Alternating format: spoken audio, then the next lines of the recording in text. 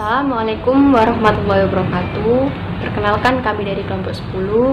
Di sini kami akan menerangkan tentang tema mata kuliah pada hari ini, yaitu tentang amal yang sempurna.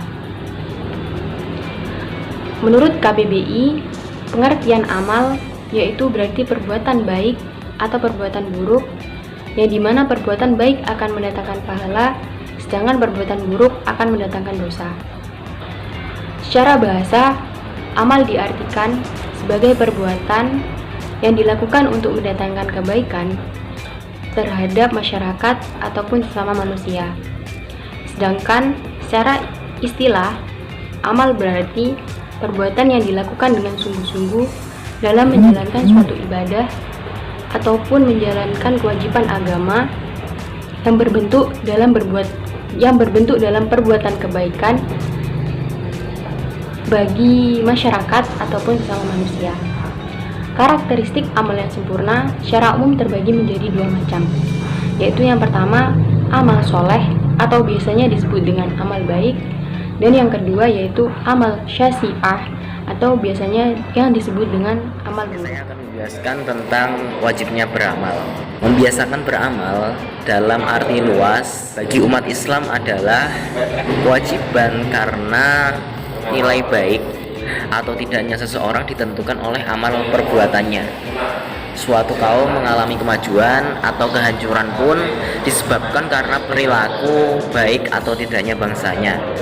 Dasar hukum yang menunjukkan tentang pentingnya amal adalah dalam firman Allah Quran Surat Al-Mulk ayat 2 yang berbunyi, A'udzubillahi minasyaitonirrajim, Bismillahirrahmanirrahim.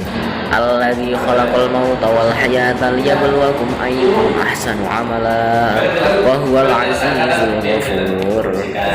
Artinya, yang menjadikan mati dan hidup supaya Dia menguji kamu siapa di antara kamu yang lebih baik amalnya, dan Dia Maha Perkasa lagi Maha Pengampun.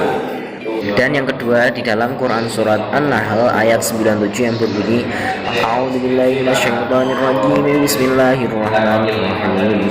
Man 'amila sholihan min dzakarin aw unsa wa huwa mu'minun falanuhyiyannahu hayatan thayyibatan wa lanajziyannahum ajrahum bi ahsani ma kanu ya'malun. Yang artinya, barang siapa yang mengerjakan amal soleh, baik laki-laki maupun perempuan, dalam keadaan beriman, maka sesungguhnya akan kami berikan kepadanya kehidupan yang baik, dan sesungguhnya akan kami beri balasan kepada mereka dengan pahala yang lebih baik dari apa yang telah mereka kerjakan. Oleh karena itu, membiasakan diri dalam beramal di dalam kehidupan sehari-hari adalah suatu keharusan atau kewajiban yang harus kita lakukan atau kita jalankan. Oleh karena itu, kita sebagai manusia harus mengetahui prinsip-prinsip dalam melakukan suatu amal perbuatan yang baik tentunya. Adapun prinsip yang pertama adalah mengetahui ilmunya, dan yang kedua niat yang baik. Lalu yang ketiga adalah sabar dalam melaksanakan ibadah atau amal yang baik, dan yang terakhir adalah ikhlas setelah. Saya Ahmad Juni Mubaraki akan menerangkan tentang syarat diterimanya amal. Menurut Fudail bin Iyad, yakni guru besar Imam Syafi'i, syarat diterimanya amalan adalah dikerjakan dengan penuh ikhlas dan sesuai dengan sunnah Rasulullah. Yang pertama, niat ikhlas. Dijelaskan dalam Quran Surat Al-Bayyinah ayat 5. وَمَا أُمِرُوا إِلَّا لِيَعْبُدُوا اللَّهَ مُخْلِصِينَ لَهُ الدِّينَ حُنَفَاءَ وَيُقِيمُوا الصَّلَاةَ وَيُؤْتُوا الزَّكَاةَ وَذَلِكَ دِينُ الْقَيِّمَةِ. Yang artinya, padahal mereka tidak disuruh kecuali supaya menyembah Allah dengan murnikan ketaatan kepadanya dalam menjalankan agama yang lurus, dan supaya mereka mendirikan sholat dan menunaikan zakat, dan yang demikian itulah agama yang lurus. Kemudian yang kedua, ittiba Rasulullah. Dijelaskan dalam Quran surat Al-Hasyr ayat 7. Ma Allahu ala rasuli min ahlil qura falillahi walirrasuli walidhil qurba wal yatama wal masakin wabnis sabili kay la yakuna dulatan bainal aghniya minkum wa ma atakumur rasulu fahuduhu wa ma nahakum anhu fantahu wattaqullah innallaha syadidul iqab. Yang artinya apa saja harta rampasan, yakni fa'i, yang diberikan Allah kepada Rasulnya dari harta benda yang berasal dari penduduk kota-kota Makkah adalah untuk Allah, untuk Rasul, kaum kerabat, anak-anak yatim, orang-orang miskin, dan orang-orang yang dalam perjalanan, supaya harta itu jangan beredar di antara orang-orang kaya saja di antara kamu. Apa yang diberikan Rasul kepadamu, maka terimalah, dan apa yang dilarang bagimu, maka tinggalkanlah, dan bertakwalah kepada Allah. Sesungguhnya Allah amat keras hukumannya. Saya Dwi Yuni akan menjelaskan tentang ditolaknya amal ibadah kita. Ibadah merupakan bentuk rasa syukur kita kepada Allah atas segala nikmat yang telah diberikan pada kita. Nikmat yang telah Allah berikan pada kita sangat banyak hingga kita tidak akan pernah mampu untuk menghitungnya. Nikmat bisa berupa nikmat iman, Islam, kesehatan, kebahagiaan, serta nikmat-nikmat lain yang perlu kita syukuri. Ibadah yang kita lakukan hendaknya didasari dengan perasaan hati yang ikhlas hanya untuk Allah, bukan karena untuk hal-hal yang lain. Melakukan ibadah selain untuk Allah menjadi salah satu penyebab tidak diterimanya amal ibadah yang kita lakukan. Berikut beberapa hal yang menjadi penyebab amal ibadah kita ditolak dalam Islam. Antara lain, 1. Memakan harta haram. Memakan harta haram sama saja dengan menumbuhkan daging haram dalam tubuh kita. Daging yang haram di akhirat nanti akan dibakar dengan api neraka. Jika kita beribadah tetapi kita memakan harta haram, maka amal ibadah dan amal jariah kita tidak diterima oleh Allah. Yang kedua, durhaka kepada kedua orang tua. Orang tua merupakan orang yang telah melahirkan kita di dunia, maka hormatilah mereka. Durhaka kepada orang tua dan jika sampai menyakiti hati mereka, maka dapat menyebabkan amal ibadah yang kita lakukan menjadi tertolak dan tidak diterima. Nabi selalu menganjurkan kita untuk menghormati serta menjaga perasaan orang tua, terutama ibu. Bahkan Nabi sampai menyebut ibu sebanyak 3 kali baru ayah. Doa serta kata-kata ibu sangat mujarab sehingga berbuat baiklah kepada kedua orang tuamu, terutama ibumu. Yang ketiga, melakukan ghibah. Ghibah dalam Islam merupakan perbuatan dilakukan dengan membicarakan kejelekan orang lain di belakang orang lain. Ghibah merupakan perbuatan yang sangat dibenci oleh Allah.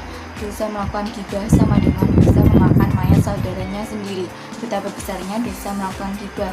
Melakukan ghibah ternyata juga menyebabkan amal ibadah kita tidak diterima di sisi Allah SWT, dan lebih baik kita memilih cara untuk menghindari ghibah.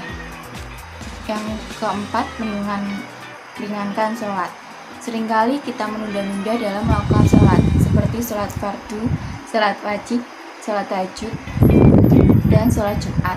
Serta seringkali kita menganggap enteng dalam melakukan sholat. Hal ini jangan sampai kita lakukan kembali karena dapat menyebabkan ibadah kita tidak diterima oleh Allah.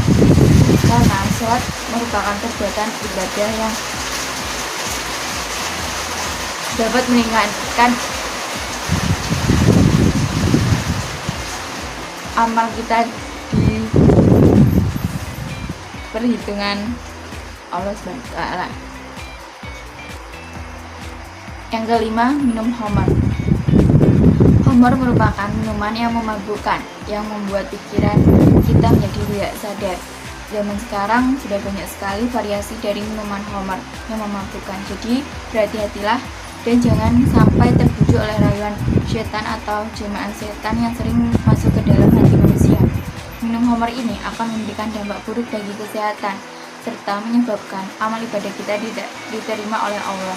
Rasulullah bersabda, orang yang minum homer tidak diterima sholatnya selama 40 atau hari. Dalam riwayat lainnya juga dijelaskan, Imam Ja'far al-Sadiq berkata, tidak diterima sholat peminum homer selama 40 hari kecuali ia bertaubat. Yang keenam, tidak ikhlas. Ikhlas merupakan kunci diterimanya amalan ibadah yang kita lakukan.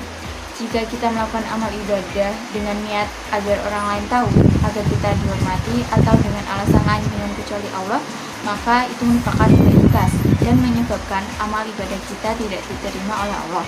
Rasulullah SAW bersabda, jika engkau melakukan amal ibadah, lakukanlah semata-mata karena Allah dengan ikhlas, karena tidak akan diterima amal ibadah dari hambanya kecuali yang dilakukan dengan ikhlas. Hadis riwayat Bukhari. Yang ketujuh, bermegah-megahan dengan harta benda.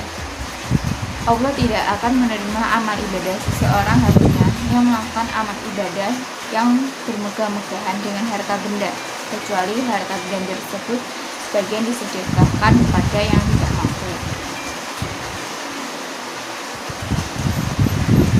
Yang ke-8, takabur. Takabur sama saja dengan sifat sombong. Dalam Islam, sifat sombong Allah sangat tidak suka, sehingga dapat ditolaknya amal ibadah yang kita lakukan karena adanya rasa sifat takabur dalam diri kita. Yang ke-9, ujub. Ujub merupakan sifat membanggakan diri sendiri karena bisa melakukan ibadah dengan rajin atau dapat melakukan ibadah yang orang lain tidak bisa lakukan, seperti haji, umrah. Maka berhati-hatilah, jaga hati Anda dengan senantiasa berzikir dan mengingat Allah. Yang ke-9, hasad, dengki.